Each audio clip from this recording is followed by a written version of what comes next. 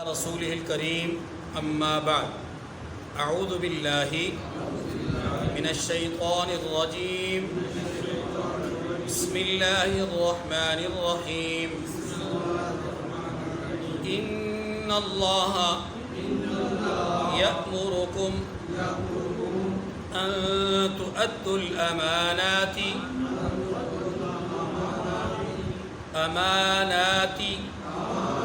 إلى أهلها وإذا حكمتم بين الناس أن تحكموا بالعدل إن الله نعم ما يعظكم به إن الله كان سميعا بصيرا صدق اللہ العظیم۔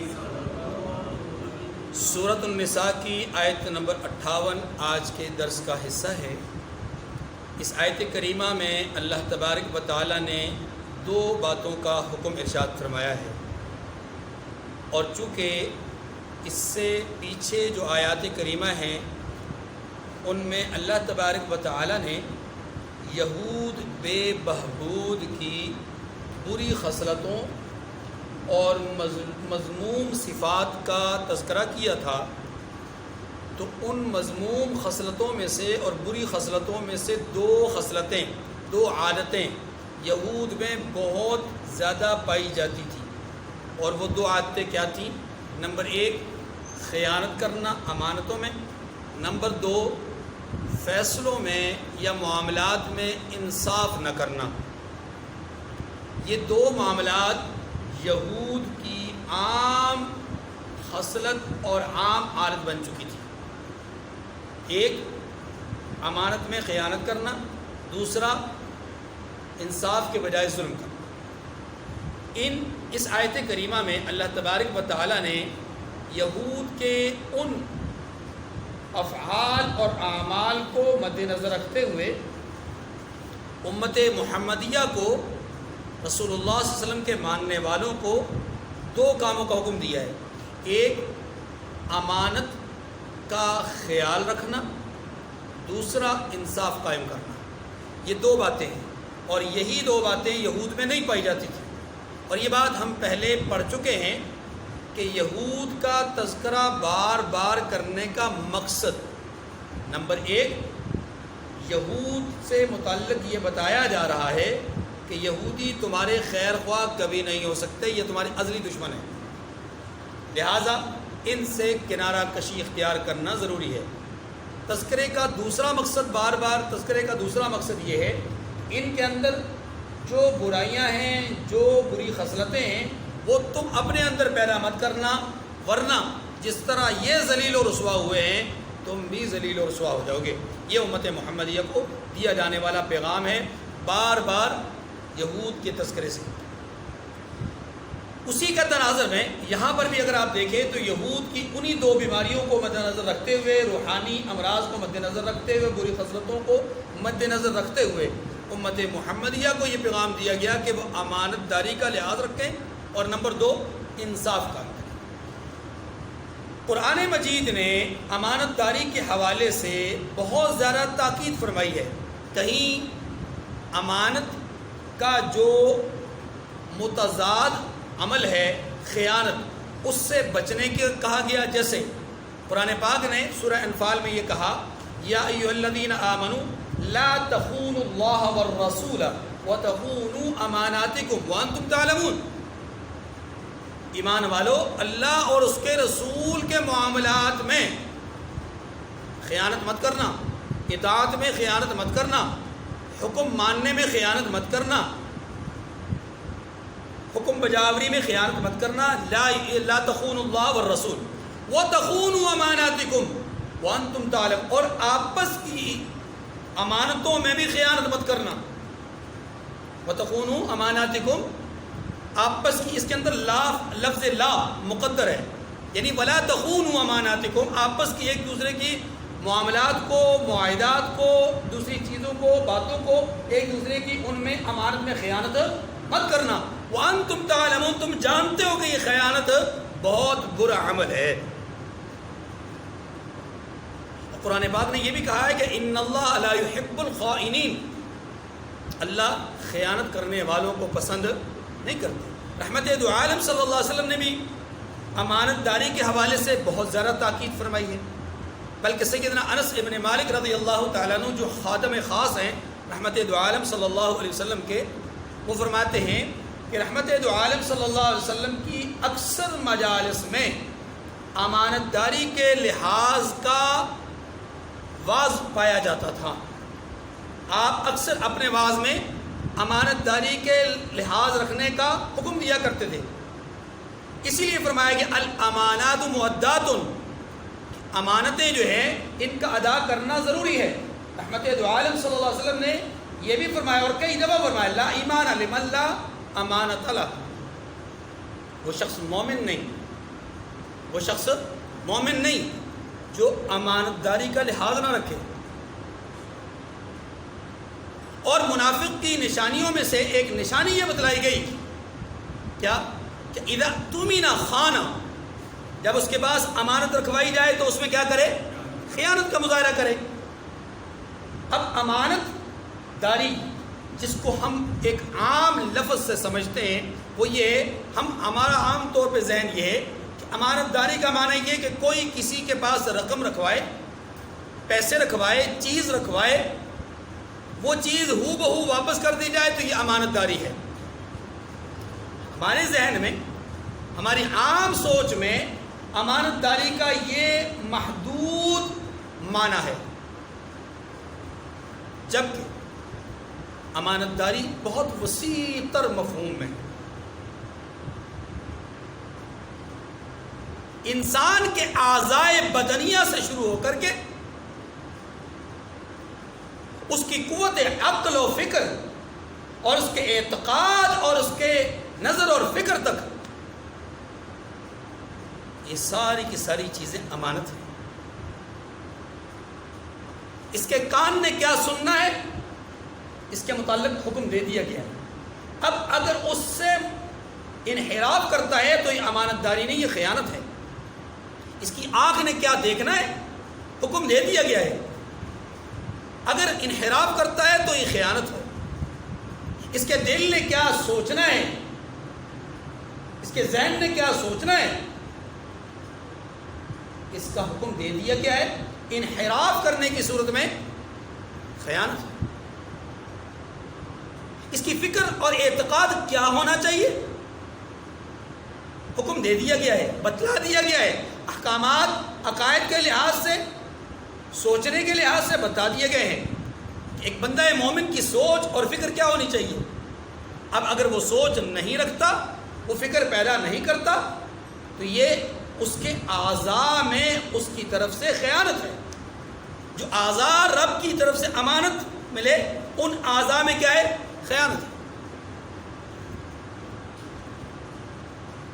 اعضاء اور اعتقادات نظر اور فکر سے ہٹ کر تھوڑا سا انسان اپنی عملی جد و جہد میں جاتا ہے تو پھر اس کے سامنے دو قسم کے حقوق آتے ہیں، حقوق اللہ اور حقوق العباد۔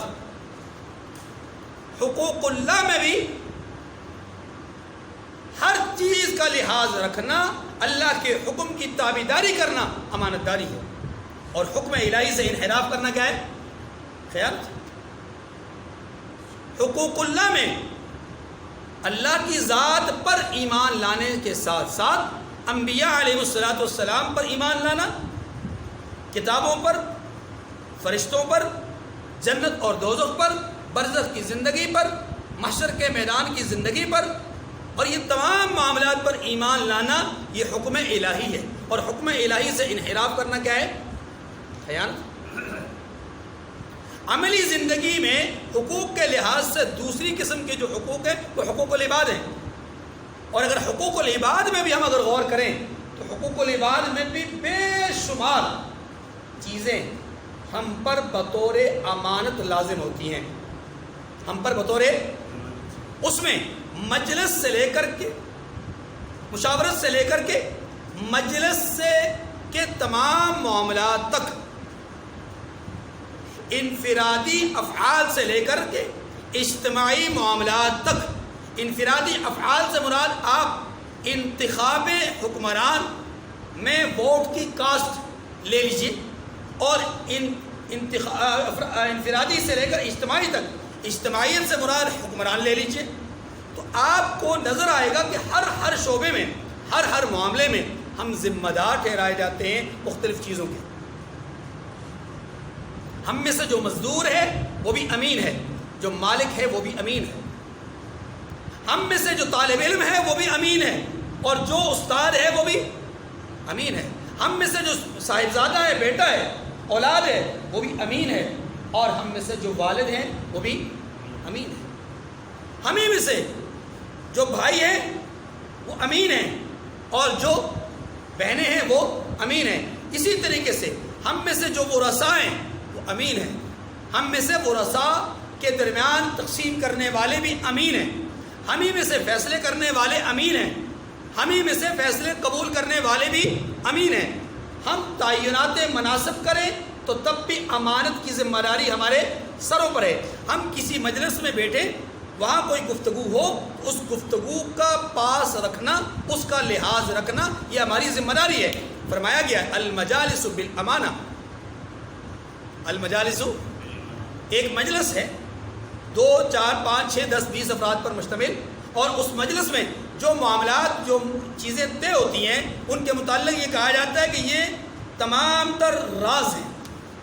یہ تمام باتیں وہ ہیں کہ جن کا افشا نہیں ہونا چاہیے، جنہیں یہاں اس بند کمرے سے باہر نہیں جانا چاہیے. جب جملہ کہہ دیا گیا کہ بند کمرے سے باہر نہیں جانا، اس کا مطلب یہ ہوا کہ وہ جتنے افراد موجود ہیں ان تمام افراد کی یہ ذمہ داری ہے کہ وہ ہر ایک اس بات کو صیغہ راز میں رکھے. جس نے جب بھی، جس وقت بھی اس بات کو بغیر اجازت کے افشا کیا، اس راز کو کھولا، اس نے امانت میں خیانت کی. المستشار مؤمن، کہ جس سے مشورہ طلب کیا جا رہا ہے وہ امین ہے. ایک آدمی سے آپ رائے لیتے ہیں کہ میں یہ کام کرنا چاہتا ہوں، یہ عمل کرنا چاہتا ہوں، اس میں آپ کی رائے، آپ ایکسپرٹ ہیں، آپ تجربہ کار ہیں، آپ مجھے اس حوالے سے رائے دیجئے. تو اس کا کام یہ ہے کہ وہ خیر خواہی کی بنیاد پر مشورہ دے. وہ رائے دے جو رائے خود پسند کرتا ہو، وہ مشورہ دے جس میں خود فائدہ جانتا ہو، اپنے لیے مفید سمجھتا ہو، وہ مشورہ دے. اگر وہ جانتے بوجھتے کہ فائدہ اس میں ہے اور رہنمائی کسی اور بات کی طرف کرے تو یہ کیا ہے؟ خیانت ہے. جو معاہدے میں وقت طے ہوا، ملازم اس پورے وقت کو مالک کی خدمت میں اور اس کے کام کاج میں صرف نہ کرے، یا وقت تو پورا دے لیکن اپنی صلاحیتوں کو پوری طرح بروئے کار نہ لائے، تو یہ اپنی تنخواہ لینے میں خیانت کر رہا ہے، اپنا کام کرنے میں خیانت کر رہا ہے. جو مالک اپنے ملازم کی پوری صلاحیتوں سے فائدہ اٹھائے، وقت اس کا پورا لے، پھر اس کی ادائیگی تنخواہ میں، ادائیگی اجرت میں اگر کمی کرتا ہے تو یہ کیا ہے؟ خیانت ہے. اب یہ خیانت آپ دیکھ رہے ہیں کہ ملازم سے آقا کی طرف، آقا سے ملازم کی طرف جا رہی ہے. جو شاگرد اپنے استاد کی تعلیمات کو درست طریقے سے نہ سمجھے اور نہ آگے پھیلائے تو وہ شاگرد اپنے استاد کے دیے ہوئے علم کے اندر خیانت کر رہا ہے. اور جس استاد نے اپنے شاگردوں کو تعلیم دینے میں بخل سے کام لیا، اور جس استاد نے اپنے شاگردوں کو پوری طرح تعلیم نہیں دی، جس استاد نے اپنے شاگردوں کو کما حق بات نہیں پہنچائی، جس استاد نے اپنے شاگردوں کو ٹھیک طریقے سے سمجھایا نہیں، جس استاد نے اپنے شاگردوں کے اندر خامی دیکھنے کے باوجود ان کی خامیوں پہ پردہ ڈالا اور ان کو بجائے خامیوں کا تذکرہ کرنے کے بلا وجہ کی خوبیوں کا ذکر کر دیا، جس استاد نے اپنے شاگرد کے اندر کمیوں کو دیکھنے کے باوجود، خامیوں کو پہچاننے کے باوجود اس استاد نے اپنے شاگردوں کو کہا کہ یہ بڑے کامیاب ہیں، بڑی اعلیٰ صفات کے مالک ہیں، بڑے عمدہ ہیں، بڑے نیک ہیں، بہت تقوی والے ہیں، بہت پرہیزگاری والے ہیں، اور یہ تو ایسے ہیں، یہ ایسے ہیں، یہ تو میرے ساتھ کے ہیں۔ تو پھر یہ استاد کیا کر رہا ہے؟ خیانت کر رہا ہے۔ یہ استاد کیا کر رہا ہے؟ سمجھ رہے ہیں نا بات کو؟ اب میں اس کا ذرا تھوڑا سا انتہا کی طرف جاتا ہوں، نتیجے کی طرف۔ جس نبی آخر الزمان صلی اللہ علیہ وسلم کو ہم خاتم النبیین سمجھتے ہیں، محمد صلی اللہ علیہ وسلم، اور وہ خاتم النبیین ہیں، آپ خاتم المعصومین ہیں، آپ خاتم المرسلین ہیں، آپ پر معصومیت بھی ختم، آپ پر نبوت بھی ختم، آپ پر رسالت بھی ختم۔ جو تمام صفات علیہ ہیں، ان تمام صفات علیہ کے منبع، مرکز، محور ذات محمد صلی اللہ علیہ وسلم ہیں۔ اب اگر یہ کہا جائے کہ ان کے شاگرد 23 سال تک ان سے دین لیتے رہے اور وہ اپنے شاگردوں کو دین دیتے رہے، سمجھاتے رہے، اپنے شاگردوں کو دین سمجھاتے رہے، دین دیتے رہے، پھر 23 سال کے بعد یہ ہوا کہ شاگردوں نے دین سے انحراف کر لیا، پھر یہ ہوا کہ ظاہر ہوا کہ شاگرد تو نعوذ باللہ مرتد تھے، شاگرد تو منافق تھے، شاگرد تو ایسے تھے، تو مجھے آپ بتلائیے کہ اس استاد کے بارے میں کیا خیال ہوگا کہ جس استاد نے اپنے شاگردوں کو برا جاننے کے باوجود، برا سمجھنے کے باوجود پھر بھی یہ کہا ہو کہ ابو بکر فی الجنہ۔ بات آپ ابو بکر پہ نہیں کر رہے، بات آپ شاگرد پہ نہیں کر رہے۔ جس نے یہ سوچا کہ ابو بکر نعوذ باللہ مرتد ہیں، ابو بکر منافق ہیں، ابو بکر ایسے ہیں، ابو بکر ایسے ہیں، وہ گویا کہ ابو بکر کو کچھ نہیں کہہ رہا۔ وہ کون کس کو کہہ رہا ہے؟ وہ رحمت دو عالم صلی اللہ علیہ وسلم پر تبرہ کر رہا ہے۔ اسی لیے تو رحمت دو عالم صلی اللہ علیہ وسلم نے فرمایا فمن احبہم فبحبی احبہم، جس نے ان سے پیار کیا، محبت کی، تو وہ محبت میری وجہ سے کرے گا، کیونکہ میں استاد ہوں، یہ شاگرد ہیں، یہ میرے منتخب شدہ ہیں، اللہ نے مجھے بھی چنا ہے، انہیں بھی چنا ہے۔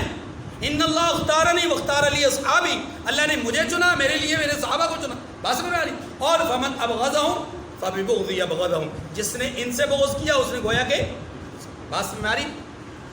تو دنیا کے چھوٹے سے چھوٹے معاملے سے لے کر کے بڑے سے بڑے معاملے تک، انفرادی عمل سے لے کر اجتماعی اعمال تک، ایک ادنا قسم کے استاد سے لے کر کے صفت معلمیت کی شان اور شوکت، صفت معلمیت کی پہچان اور عظمت، جنہوں نے خود فرمایا بعثت معلما، مجھے خالق کائنات نے معلم بنا کر کے بھیجا، ان تک تمام اساتذہ اپنی ترسیل علم میں، امانت داری میں اس بات کے ذمہ دار ہیں کہ وہ اپنی امانت کی درست ادائیگی کریں۔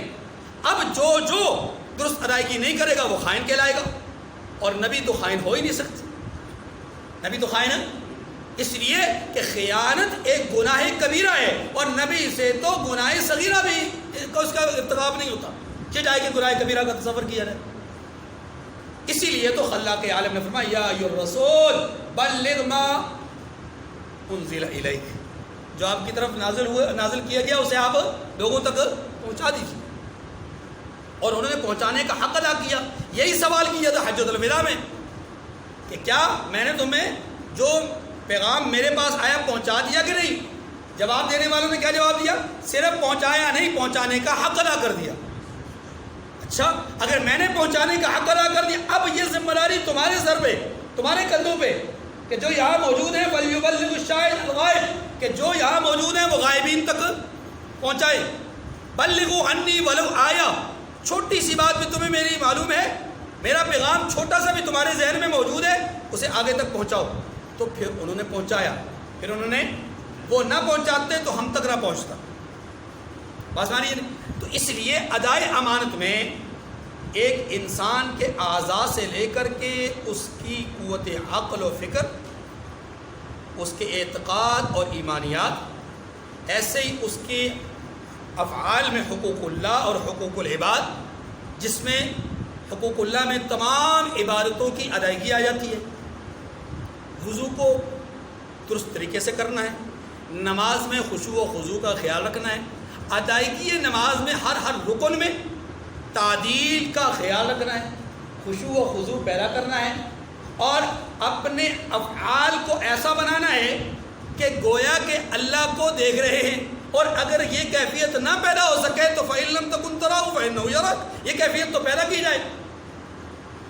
یہ سارا کا سارا کیا ہے؟ اب اگر نماز درست طریقے سے اس خشوع و خضوع کے ساتھ نہیں ادا ہو رہی، یا اس سے پہلے وضو درست طریقے سے ادا نہیں ہو رہا، تو جب وضو کی ادائیگی درست نہیں تو نماز نہیں۔ بھائی نماز کیوں نہیں ہوئی؟ اس لیے کہ اس نے امانت کو پورا نہیں ادا کیا۔ اب نماز اس نے پڑھ لی، لیکن اگر وہ جلدی رکوع، جلدی سجدہ، رکوع سے ٹھیک طرح سے کھڑا نہیں ہوا، پہلے سجدے میں گر پڑا، سجدے سے اٹھا، ابھی دوسرے سجدے میں جانے سے پہلے جو جلسہ ہے، جلسہ جس کو کہتے ہیں، اس میں یعنی اس کے لیے بیٹھنا، دوسرے سجدے سے پہلے درمیان میں جو بیٹھنا ہوتا ہے، اس بیٹھنے میں تعدیل کا خیال نہیں رکھا، یعنی پوری طرح بیٹھا نہیں، جتنا وہ بیٹھ سکتا ہے۔ جیسے ہی وہ اٹھا، اٹھتے ہی ابھی اس نے اپنی کمر کو سیدھا نہیں کیا اور سجدے میں گر پڑا، اس نے نماز کا خیال نہیں رکھا۔ اب جب نماز کا خیال نہیں رکھا تو کوے کی طرح ٹھوکے مار رہا ہے، اور یہی نماز پھر قیامت کے دن کیا ہوگی؟ بوسیدہ کپڑے کی طرح لپیٹ کر کے منہ پہ مار دی جائے گی۔ کیوں؟ حالانکہ نماز تو پڑھی، حالانکہ عمل تو کیا عبادت کا، لیکن یہ عبادت اس طریقے سے نہیں کی گئی جس طریقے سے کرنے کا حکم دیا گیا تھا، اس لیے کہا جائے گا کہ اس نے امانت داری کا خیال نہیں رکھا۔ ادائے عبادت یہ بھی امانت کا حصہ ہے۔ اسی طریقے سے انسان پاکیزہ خوراک کھائے، یہ اس کے بدن کے لیے اس پر ذمہ داری ہے۔ اپنے بدن کو غذا پہنچانے میں وہ ایک ذمہ دار ہے کہ وہ اپنے بدن کو ایسی غذا پہنچائے جو پاکیزہ ہو، حلال ہو، طیب ہو، پاکیزہ ہو۔ اگر وہ حرام غذا کھلائے گا تو پھر یہ بدن عبادت الہی کے لیے کارآمد نہیں ہوگا۔ کیوں؟ اس لیے نہیں کارآمد ہوگا کہ اس نے امانت کا لحاظ نہیں رکھا۔ تو یہ ساری چیزیں ہمارے پاس آتی ہیں۔ آپ کسی کے پاس کوئی چیز رہن رکھواتے ہیں، کسی کے پاس کوئی چیز بطور امانت رکھواتے ہیں، وہ ساری کی ساری ادا کرنا پوری۔ اسی طریقے سے کسی کے ساتھ آپ معاہدہ کرتے ہیں، معاملہ کرتے ہیں، اس معاملے کو، معاہدے کو اپنی حسن اور خوبی کے ساتھ پایا تکمیل تک پہنچانا، یہ امانت داری ہے۔ کسی نے آپ سے کسی کے انتخاب کے حوالے سے مشاورت کی کہ اس آدمی کے انتخاب میں آپ کی رائے چاہیے، آپ کی تجویز چاہیے، آپ کا مشورہ چاہیے، آپ کی پرچی چاہیے، ووٹ چاہیے، آپ کی طرف سے انتخاب چاہیے۔ آپ انتخاب کرنے میں امانت دار ہیں کہ آپ درست آدمی کا انتخاب کر رہے ہیں، غلط آدمی کا۔ اگر آپ کے پرچی سے، آپ کے ووٹ سے آپ نے ایک ایسے آدمی کو سلیکٹ کر دیا، ایک ایسے آدمی کا انتخاب کر دیا، ایک ایسے آدمی کو چن لیا کہ جو آدمی اس کا اہل نہیں تھا، جو آدمی اس پوسٹ کا، اس منصب کا، اس عہدے کا اہل نہیں تھا، تو یاد رکھیے کہ آپ نے خیانت کی۔ ووٹ کاسٹ کرنے میں، پرچی ڈالنے میں آپ نے کیا کیا؟ اور اگر کسی حکمران نے اپنے وزیر اور مشیر منتخب کرنے میں اہل آدمی کا انتخاب نہیں کیا، اس نے اپنے منصب کی خلاف ورزی کرتے ہوئے یا انتخاب کی خلاف ورزی کرتے ہوئے اس نے خیانت داری کا مظاہرہ کیا۔ تو جیسے ایک عام آدمی انتخاب منصب کے لیے، یعنی کسی فرد کو کسی منصب پہ منتخب کرنے کے لیے امانت دار ہے، تو بالکل ایسے ہی حکمران بھی معاملات کو چلانے کے لیے افراد کے انتخاب کرنے میں امانت دار ہے۔ اس لیے یاد رکھیے رسول اللہ صلی اللہ علیہ وآلہ وسلم نے یہ بھی ارشاد فرمایا کہ جس آدمی میں 4 خوبیاں ہوں گی وہ بڑا ہی باکمال انسان ہے۔ نمبر 1، حفظ امانت۔ جو آدمی امانتوں میں خیانت نہ کرتا، امانت کا لحاظ رکھتا ہو، یہ آدمی بڑا باکمال ہے، بڑی خوبیوں والا ہے۔ نمبر 2، صدق مقال، صدق حدیث۔ جو آدمی سچی بات کرتا ہے، سچا آدمی ہو، یہ آدمی بڑی خوبی والا ہے، یعنی جھوٹ نہ بولتا ہو، جس کی زبان، نوکے زبان پر جھوٹ نہ آتا ہو بلکہ سچائی ہی کی پر مبنی اس کی گفتگو ہوتی ہو، تو یہ آدمی بھی بڑی خوبیوں والا ہے۔ نمبر 3، حسن خلق۔ وہ آدمی بھی بڑی ہی خوبیوں والا ہے کہ جو اپنی صفات میں، اپنے معاملات میں اخلاق حسنہ کا مظاہرہ کرتا ہے. اور نمبر 4 پاکیزگی طعام، یعنی صالح اور پاکیزہ حلال رزق کھانے والا. یہ آدمی بڑی خوبیوں والا ہے. اسی لیے تو فرمایا گیا کہ جس آدمی کے پیٹ میں ایک لقمہ حرام چلا جائے 40 یوم تک اس کی عبادت قبول نہیں ہوتی. تو پاکیزگی طعامی کا اتنا بڑا جو ہے وہ اتنی بڑی خوبی ہے. اس لیے حضور صلی اللہ علیہ وسلم نے فرمایا کہ 4 خوبیاں جس آدمی میں جمع ہو جائیں، یا 4 باتیں جس آدمی میں جمع ہو جائیں، وہ بڑی خوبیوں والا آدمی ہے، بڑے باکمال آدمی ہے. وہ 4 باتیں کیا ہے؟ نمبر 1 امانت دار ہو، نمبر 2 سچا ہو، نمبر 3 حسن اخلاق کا مالک ہو، نمبر 4 رزق اس کا پاکیزہ ہو. رزق اس کا رحمت عالم صلی اللہ علیہ وسلم نے یہ بھی ارشاد فرمایا کہ میری امت لا تزال هذه الامه بخیر، یہ امت برابر مسلسل خیر کے عمل پر رہے گی، خیر کی خوبی سے متصف رہے گی. یہ امت مسلسل خیر پر قائم رہے گی. کب تک؟ جب تک کہ 3 باتیں ان میں موجود ہوں. اگر یہ 3 باتیں ان میں موجود ہوں گی تو یہ خیر پر قائم رہیں گے.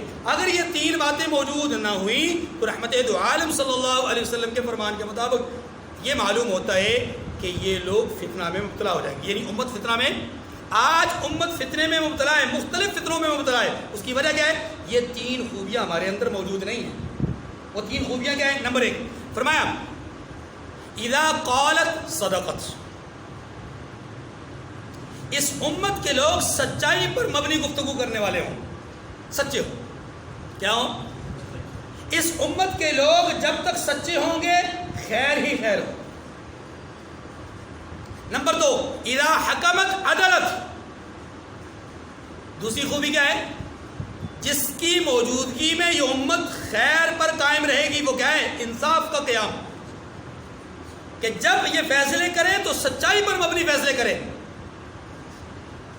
اور نمبر 3 اذا استرحمت رحمت، جب ان سے کوئی رحم کی اپیل کرے تو یہ کیا اس پر رحم کریں. آج ہم بحیثیت قوم، بحیثیت امت، بحیثیت ملت غور کریں تو ہمیں نظر آتا ہے کہ یہ تینوں خوبیاں اب ہمارے درمیان موجود ہیں. نہ سچائی رہی، نہ انصاف رہا، نہ رحم دلی رہی. سچائی بھی ختم، انصاف کا بھی جنازہ اٹھ گیا، اور رحم دلی بھی اپنی موت مر گئی ہے.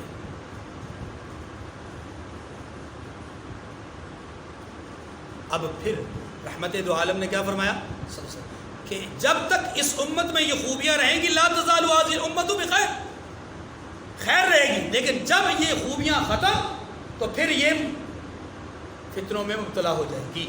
آج ہم فتنوں میں مبتلا ہیں، آج ہم فتنوں میں، اس میں اغیار کا کمال نہیں ہے، اس میں ہماری اپنی ناکامی اور نامرادی ہے کہ ہم نے اپنے دین کو چھوڑ دیا. اب آیت کریمہ کی طرف آئیے. اتنی وضاحت کے بعد فرمایا ان اللہ یأمرکم ان تؤدوا الامانات الی اہلھا، بلا شبہ اللہ تمہیں حکم دیتا ہے امانت والوں کی امانتیں ان کے حوالے کر دیا کرو. کس کو حکم دیتا ہے؟ توجہ، یہ حکم کس کے لیے ہے؟ میری گفتگو سے آپ نے اگر محسوس کیا تو اس حکم کا جو مخاطب ہیں وہ حکمران صرف نہیں ہے، صرف ایک طبقہ نہیں ہے، ایک جماعت نہیں ہے، بلکہ تمامی افراد، ہر کوئی، ہر شخص اس کا مخاطب ہے. انسان اپنے وجود سے لے کر کے کائنات کی اجتماعیت تک اگر غور کرے گا تو ہر ایک اس کا مخاطب نظر آ رہا ہے. کیونکہ یہاں ہر فرد ہے ملت کی مقدر کا ستارہ،